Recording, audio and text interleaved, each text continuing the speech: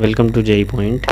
आज हम लोग अपने एनालॉग कम्युनिकेशन की सीरीज़ में जो हम स्टार्ट करने जा रहे हैं वो single band generation, single side band generation यानी एसएसबी एससी पे आज हम लोग फोकस करने जा रहे हैं। ठीक है, तो एसएसबी जनरेशन जो है वो कैसे होता है इस बात पे आज हम लोग थोड़ा सा कन्वर्सेशन करने वाले हैं, तो ध्यान से सुनिएगा। ठीक है, और जो भी इसमें मेथड्स हैं रिटन आपको डॉक्यूमेंट्री मिल रही है, तो इस वजह से आप चाहें तो इसका स्क्रीनशॉट भी ले सकते हैं। चलिए स्टार्ट करते हैं जी। चलिए, तो सबसे पहले तो आप जान लीजिए एसएसबी है क्या। तो सिंगल साइड बैंड, देखिए आप लोगों को याद होगा जो हम लोग एएम में बात कर रहे थे, एम्पलीट्यूड मॉड्यूलेशन में बात कर रहे थे, तो हम लोगों ने कहा था ये कि जो एएम होता है उसमें साइड बैंड्स होती हैं, upper side band, lower side band, और उसके साथ साथ आपका कैरियर भी होता है।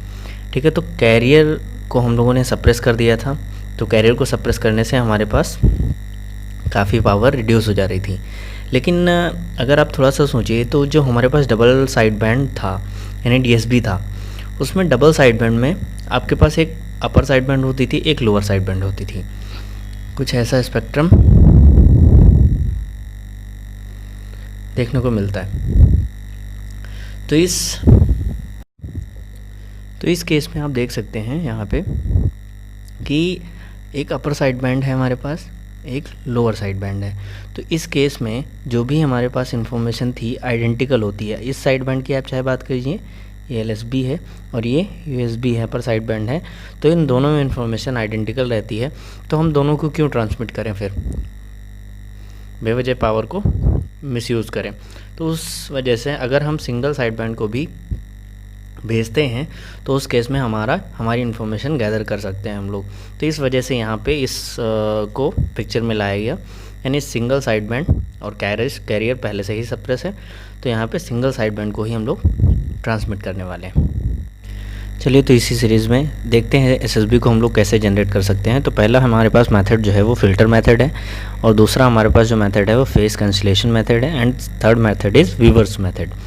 तो फ़िल्टर मेथड आपका जस्ट अभी जो डीएसबी जनरेशन हम लोगों ने देखा था उसी पे बेस्ड है।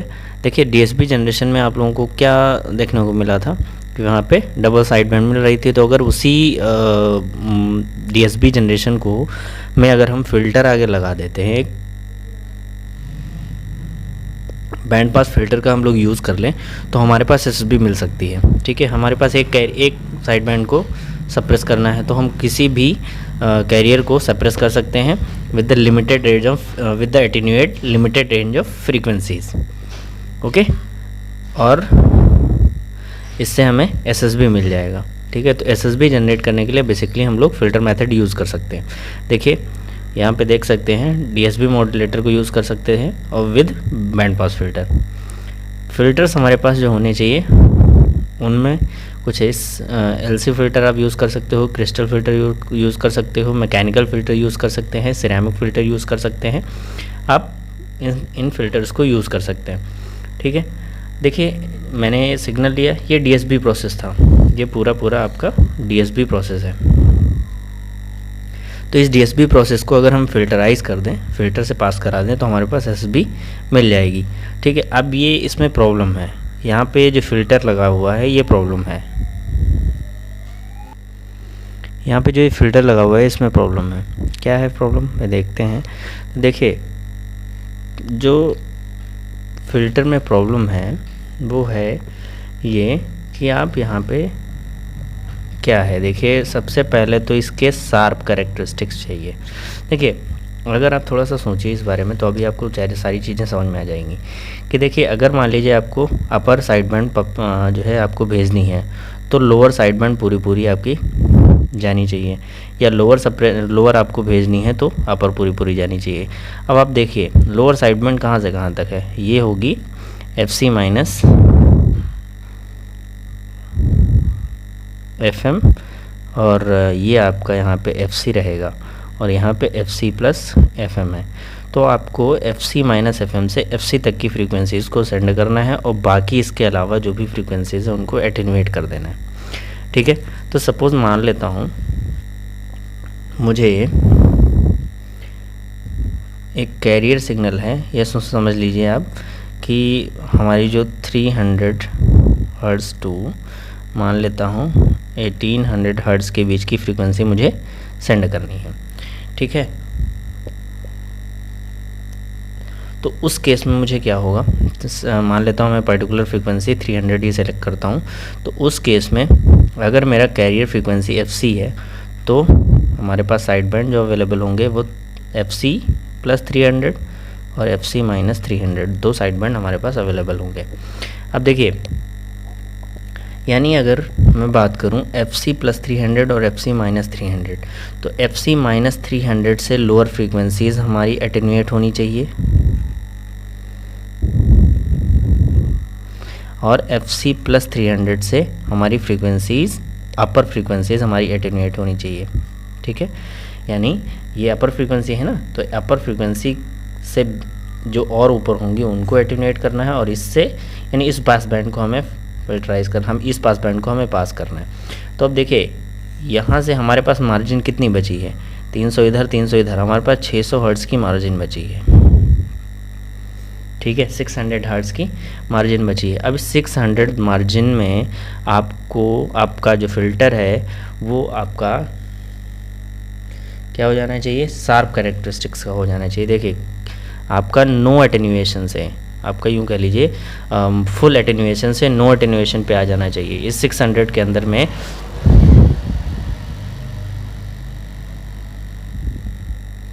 600 के अंदर में आपको क्या करना है, 0 एटेन्यूएशन से फुल एटेन्यूएशन पे पहुंच जाना है, क्योंकि बियॉन्ड फ्रीक्वेंसीज आपको क्या करनी है भाई, सप्रेस करनी है। तो इस वजह से यहाँ पे इतने शार्प कैरेक्टरिस्टिक्स, खासकर तब जब आपका फ्रीक्वेंसी जो मॉड्यूलेटिंग सिग्नल है वो लो हो, या यूँ कह लीजिए RF कैरियर जो है आपका, जो रेडियो फ्रीक्वेंसी कैरियर है वो बहुत हाई हो, ठीक है, उसकी फ्रीक्वेंसी बहुत हाई हो। तो उस केस में हम लोग इस गोल को अचीव करना थोड़ा सा मुश्किल हो जाता है, ठीक है। इसके साथ साथ यहाँ पे जो फ़िल्टर हम लोग यूज़ करते हैं वो स्पेशली डिज़ाइन किए जाते हैं। क्रिस्टल फ़िल्टर हो गया या यूँ कह लीजिए सिरेमिक फ़िल्टर हो गया, बाद में इनकी डिस्कवरी की गई है।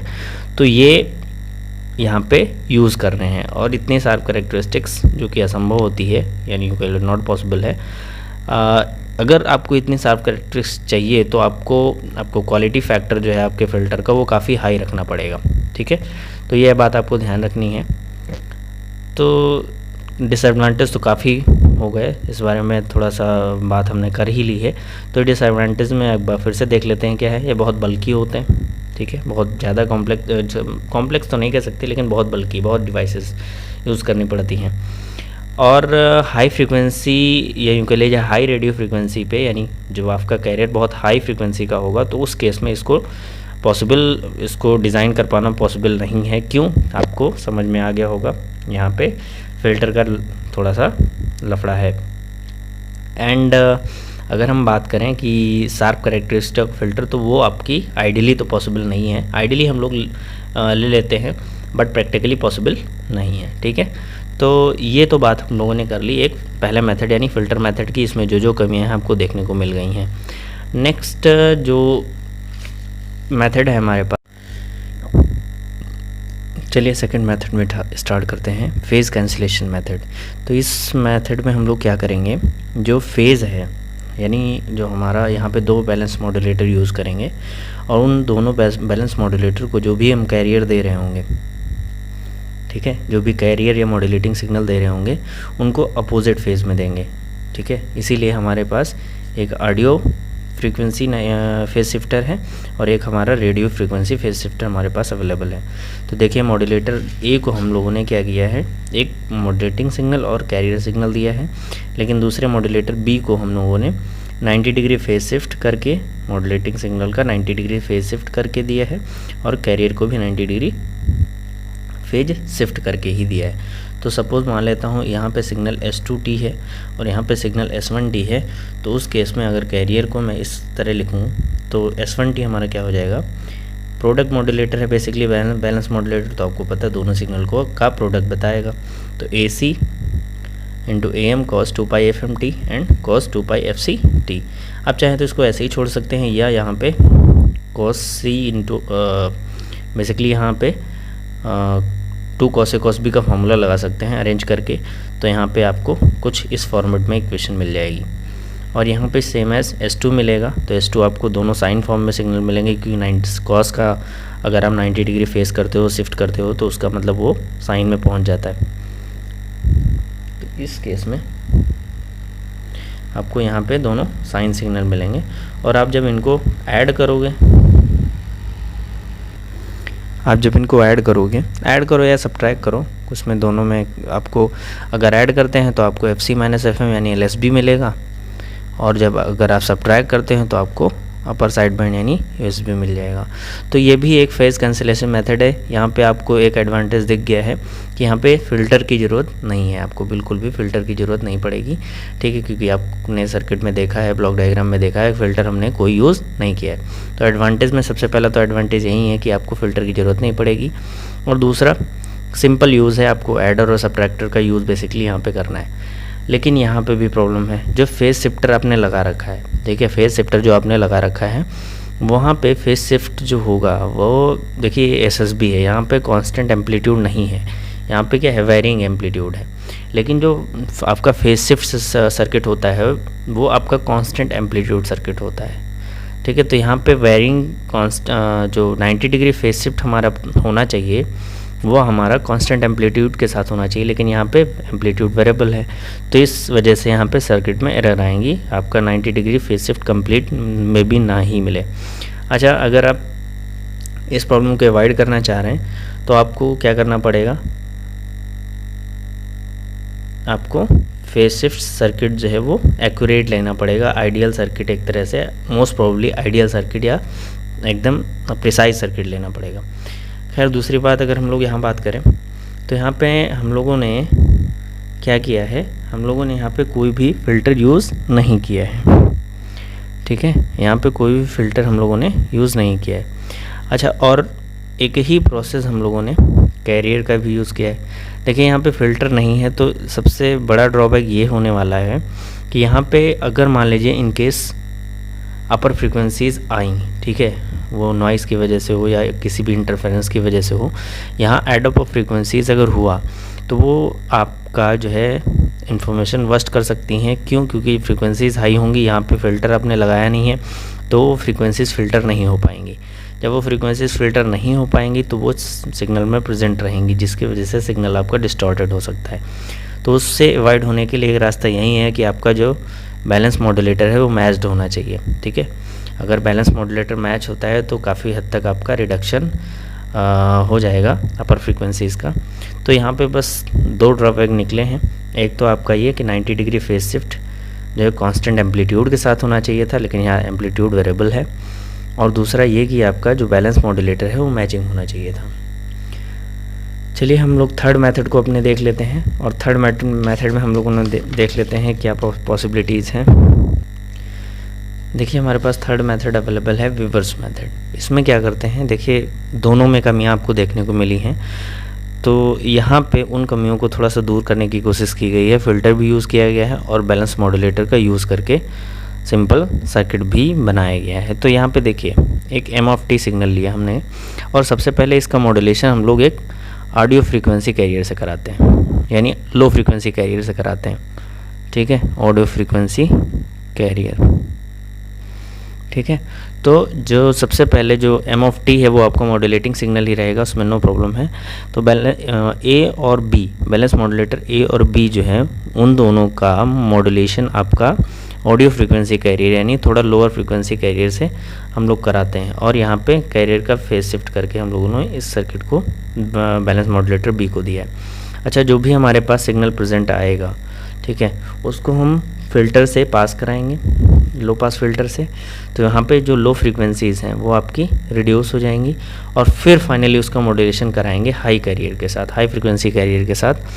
और तब ये जो हाई फ्रीक्वेंसी कैरियर के साथ मॉड्यूलेशन होगा, उस केस में आपका SSB जनरेशन यहाँ पे फाइनली आपको मिल जाएगा सिंपली एडर और सब्ट्रैक्टर से, ठीक है। तो आपको आई थिंक क्लियर हो रही होंगी चीज़ें कि क्या पॉसिबिलिटीज़ यहाँ पे हैं। यहाँ पे आपको जो ड्रॉबैक्स वहाँ पे मिल रहे थे वो ड्रॉबैक्स यहाँ पे नहीं मिलने वाले हैं, ठीक है। चलिए इस सेशन को यहीं पे वाइंड अप करते हैं। अगले सेशन में हम कोशिश करेंगे तीनों का जनरेशन, हम लोगों ने जो AM देखा था, AM यानी कैरियर के साथ और कैरियर के बिना, डबल साइड बैंड का और सिंगल साइड बैंड उनका भी जनरेशन, तीनों का जनरेशन एक बार देखेंगे और फिर और तीनों के एप्लीकेशंस भी बेसिकली देखेंगे, ठीक है। और उसके बाद फिर फाइनली हम लोग इस सेशन को वाइंड अप करेंगे और डेमोडुलेशन या फ्रीक्वेंसी, अभी तो प्रिंसिपल ऑफ फ्रीक्वेंसी मॉड्यूलेशन बाकी है, तो उस पर ही हम लोग मूव कर जाएंगे। चलिए मिलते हैं नेक्स्ट वीडियो में, तब तक के लिए नमस्कार।